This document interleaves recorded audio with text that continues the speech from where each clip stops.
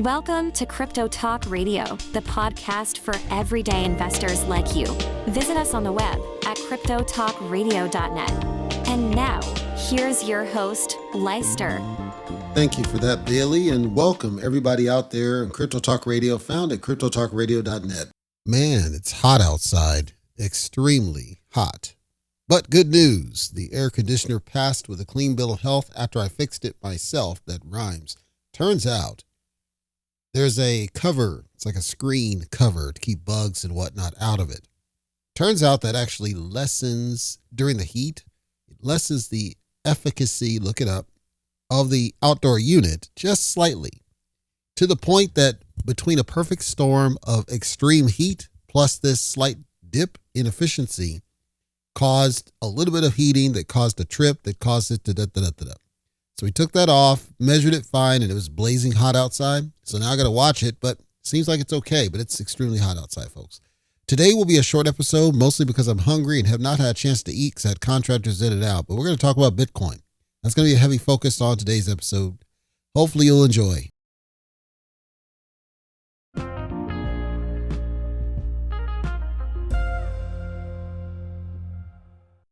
CoinMarketCap.com. We will zoom out to the month chart for Bitcoin since Bitcoin is the topic of today's episode, currently hovering just shy of the $64,000 mark with a slight upward, not strong upward trend. And theory, this is only theory, I can't prove it, but theory is that there are a lot of longs out there. They're essentially gambling that Bitcoin is going to go higher. I've got another stat that may fascinate you here later, but the theory is that Bitcoin is going to go higher, but it's going to have a hard time doing so. You may have heard various YouTubers talk about a cycle, that there's a cycle that's built into Bitcoin's very framework that causes it to run up, that we expect to run up. The run up is here soon, and you've heard soon now for quite a few months now. I know I saw Da Vinci Jeremy. Geez, it was like every freaking week he was talking about, we're almost there, deep. And that's like 9 months ago. And he's still doing it. And then he switched to silver, and then he did. So what I'm getting at is not to denounce the theory that Bitcoin should go back up. I'm rather saying that I just find it ironic. It's like so much of that, of just, it's going to go up, and then there's not really any strong fundamental behind why they say that. It's just what they feel or what they think, and that's fine. You know, you can feel and think what you do. I see not a strong upward trend. I don't see this. We certainly didn't have the cycle. Or if we do have a cycle, it's not the predictable that we thought it was for why ever that's the case. Now, it could be suppression because there's too many people holding Bitcoin. Nobody knows exactly what's going on. All I've ever said, though, is 66,000 was my target at a point, and then it went way lower than that and then came back up because it was just going down to like $58,000. It didn't stay down there. It did for a couple of days, but it didn't stay like downward trend. It came back up, but the upward trend is not strong enough to offset what seems like it wants to do, which is go down. Some people think that the bottom's in. I definitely don't agree with that one. I think the bottom's like somewhere around $30,000. You're like, that gets crazy. I don't disagree. But if we're honest, a lot of the people that would have been pushing it up don't exist. And we can't really rely on ETFs. I'll get to that here in a second. We have to look at institutional big players, and I'm not talking strategy or Michael Saylor. I'm talking other people. I don't think Clarity Act's going to do significant either. I think it's just part of what we expected would happen with Bitcoin at some point. Upward is, I would argue, this is my theory, I would argue is inevitable. Simply that the timing is what's in question. The timing that people have been saying didn't make any sense. There was fundamentals in terms of analysis, but there wasn't fundamentals in terms of what's the real reason other than this pattern that people call out? Nobody can speak to it. Because remember, Bitcoin doesn't really endemically have a value. It's just a thing that people say is worth X. That's what you have. It's not like silver. Silver's being suppressed, but it has intrinsic value. It's used in various hardware pieces. Gold has intrinsic value. Palladium has intrinsic value. When you have intrinsic value, you can point at the price and understand demand. That demand drives price up, or it should. Availability helps move price depending on which direction you're going. What does Bitcoin have? It doesn't really, other than people's sentiment. People saying it's worth X. That's really all it has. That's fine, but again, we're not in the Wild West, the 2021, where you just had a bunch of nerds pushing the price up. Those days are gone. So all you can bank on is wide stream adoption. Well, if it gets wide stream adoption, banks and et cetera, what's that going to really do to the price? It's going to suppress it even further because they wouldn't want, like you'd think they'd want it to pump up. But if it pumps up and then they hit a supply constraint, that's hurting their business because they're spending more money to do it. Obviously, the government could step in and print more money. So, there's a way out, but I don't think that's the world that we want. It's kind of what I'm getting at. So I don't see what everybody else seems to see in terms of this mystical, people talking $1 million, whatever. I don't see it, maybe, but I just don't see it myself, at least I look at it. Ethereum's trend looks a little bit more impressive, currently hovering just shy of the $1,800 mark on the month chart. And then, of course, it has an upward trend that's a little bit more powerful, largely spurred on by idiot Vitalik and words he was talking about what he wanted to do, where he was saying, we should slim it down, we should go leaner and meaner, and we should da-da-da. And obviously, these are things that he should have been talking about before he took the damn proof of work away. But I digress. Regardless, his words helped pump some of this stuff. Now, I don't know how strongly it did or if it made a notable difference in the overall. It didn't seem like it did. But the upward trend is certainly stronger than what Bitcoin's doing, which some people speculated was indicative of the beginning of the altcoin season. That we thought it was cycling off Bitcoin and that money's flowing into altcoins. That's entirely possible. Just based on the trend, I don't think so, because we're not significantly higher than we were like at this time in June. So I don't see it a consistent, sustained pattern up. It just seems like right now there's pressure to go up, but there's pressure to go down, and the pressure to go down seems to exceed the pressure to go up. Same with Bitcoin. Just happens to be that there's more pressure on the Ethereum side, and then of course all the other alts would follow suit. At least that's what I see. Bitcoin mining right now, of course, with the prices of Bitcoin in the crapper, Bitcoin mining facilities are struggling. I actually had one reach out, and following up, I had an inquiry because I was curious about one. They're in the United States. I was curious about their facility and wanted to know a little bit more, and I never heard back. So I said, okay, well, screw you, right? They just reached out. I disregarded them because they ghosted me before, but I get a sense of desperation. I get a sense that there's simply not that adoption. And you got to understand, like if I'm going to pay a monthly rental fee for something, there has to be an ROI. The ROI has to be significant. It doesn't have to have dollar amount equivalency, but it has to have enough that I can say, yes, this is going to get you X Bitcoin, given that we expect it to go up higher. There are people out there listening to me right now at CryptoTalk.fm who would say, Leister, you're nuts. Why don't you just buy the Bitcoin? I get what you're saying. And there's a logic in what you're saying. It's not that I disagree with what you're saying. Follow me here. Buying Bitcoin, just on the surface of it, there's an assumptive cost in terms of tax because you acquired it and because the government has eyes on it. If you mine it, you're acquiring it, but not by way of a purchase. In fact, it's an expense. You spent money by way of electricity, or let's say it's cloud, by a rental fee. That's money you didn't make. Honky Tonk Man, wrestler, the old days, WWF, he had a joke about that. It's like if I'm taxed, sometimes tax is a good thing because it's money you didn't make, right? So if I take and write it off, it's a tax write-off, business expense. So if I do that under my business, it's a write-off because it's not money I made. It's not profit. It's not capital gains. Then you sit on the cryptocurrency with the expectation of price appreciation at some point later. But by that point, you're not having to worry about the upfront hit just buying Bitcoin would do, which is what it does. The exchange would have to report it to the tax authority. And then you're nailed right up front, whereas the same cannot be said when you're mining it. That was my thought process, and I still have that. So I was looking into mining now. I think it's a good time to do it because prices are low, because there should be, in theory, desperation of the mining facilities where I can get in with a decent rental rate. Now I just need to make sure they're not ripping me off. Again, obviously there's no guarantees, but I need to make sure that the return is substantial. Let's say I was able to get something that's able to mine, a tenth of a Bitcoin. I mean, that's not bad. So it's just looking at it at that perspective of just, it's something that sits in the back and then there's a rental fee, but it's a write-off because it's a rental of a facility, whatever. And then, at some point there's enough Bitcoin to justify, because when it does go up, then it's Bitcoin that I can cash out. Now, obviously the risk is that to make sure that Bitcoin comes to a wallet custody wallet, so it's not stuck in the mining deal, which means they can't have minimums for withdrawal. So you have to do some due diligence, make sure that they're not locking you up. Because if they lock you up, it's no better. And if they say, I've had one where it was mining something, it was years ago. It was mining something and then it just shut down. I don't know that it really was, but I know I had cashed out a couple of things. So I know it was doing something, but it didn't sustain. That's another risk. You could run into something where it looks like it's mining something good and then they disappear and take your stuff with it. So if you're going to do it, my point is, make sure you get it to your wallet.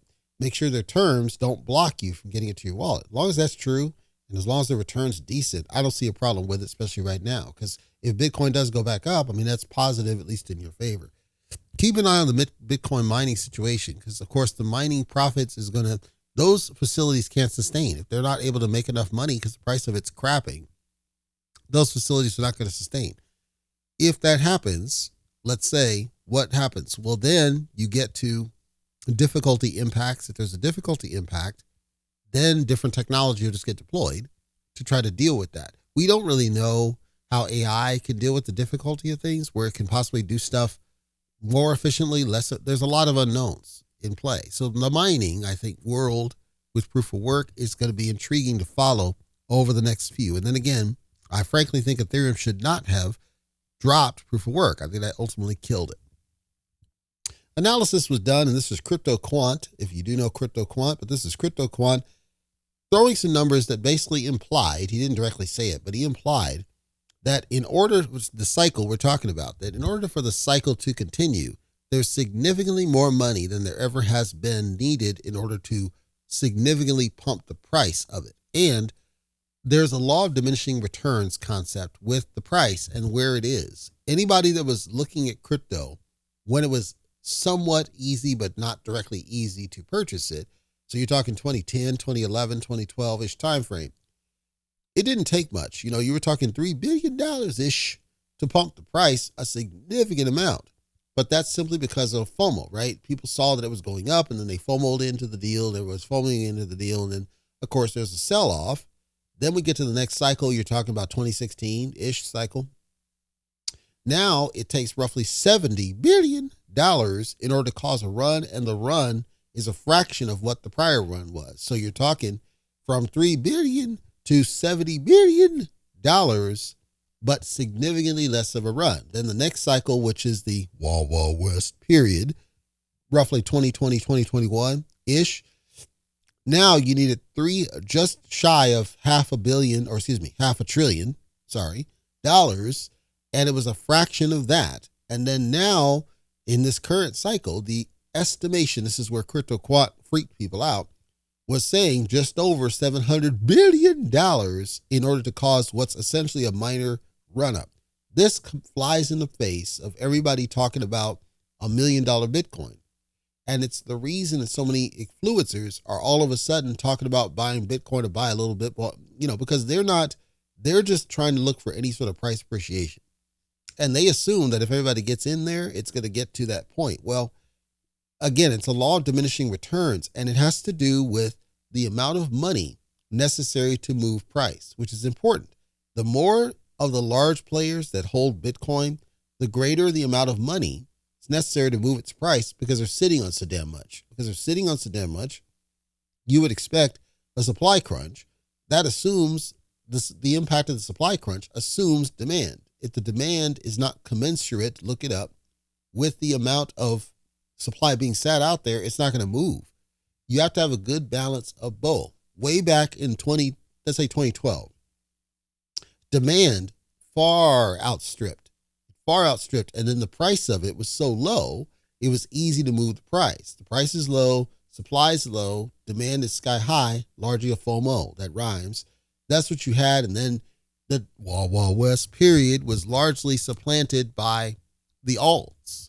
If we're honest, Bitcoin was to a point, but a lot of people were using alts, banking a bunch of money, then flowing it into Bitcoin, but nowhere near the amount of FOMO. Like currently, the people that bought a bunch of Bitcoin are either sitting on it or sold off of it, don't plan to come back. The people who are on the sidelines are waiting for a price dip. So you got this freeze point. That freeze point's not going to resolve anytime in the short term. So I'm skeptical about $1 million Bitcoin simply because of how much money it's now taking. in order to cause a price run of significance. What would change that? What would impact it to where there could be more price movement? I don't even think it's adoption mainstream. I don't think that's what would do it. I think the main way to get any sort of strong price appreciation on Bitcoin at this point, the main way to do that is we have to control inflation. The reason I say that is because we need to control where money flows and why. To do that, we need to control inflation.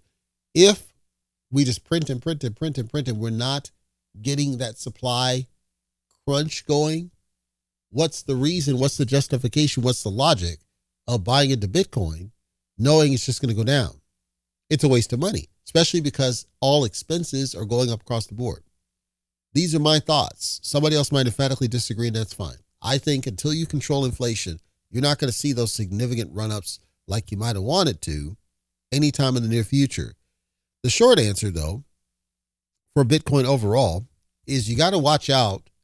I think everything down is a discount opportunity, but you got to watch out for some of these traps that are happening at points, and they're hard to predict. Don't get distracted by the strategy Michael Saylor business. Don't get distracted by the banks adopting something, the Russia, the war. These, I think, are red herrings. Do they have an impact? Yeah, but not to the degree you might think. I think big picture, demand is going to be the hardest thing for Bitcoin because, again, it doesn't really do anything, right? It was sold a bill of goods about what it could be, but it's not been an effective hedge against inflation at all.